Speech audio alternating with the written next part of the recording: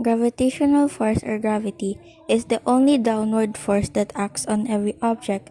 It pulls objects toward the center of Earth. We experience the effect of gravity all the time. Since weight is a measure of the pull of gravity on an object, weight changes from place to place. Mass, which is the amount of matter in an object, does not. A 1 kilogram rock will remain 1 kilogram wherever it is. Did you know that the weight of a rock on Earth is different from its weight on the Moon? 1 kilogram rock weighs 9.8 newtons on Earth, but on the Moon it will weigh only 1.62 newtons. What do you think is the reason? Earth has a stronger gravitational pull than the Moon.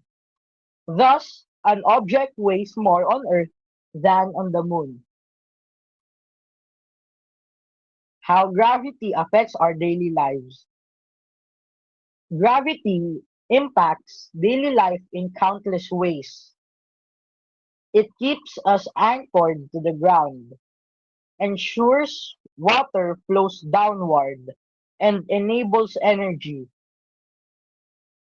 generation in hydroelectric plants. Engineers consider gravitational forces in building stable structures, and scientists use gravity-based physics in medical research. Space exploration and timekeeping through atomic clocks affected by gravitational time dilation.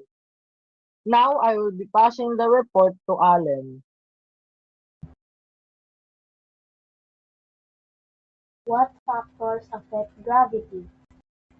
Air friction counteracts gravitational force.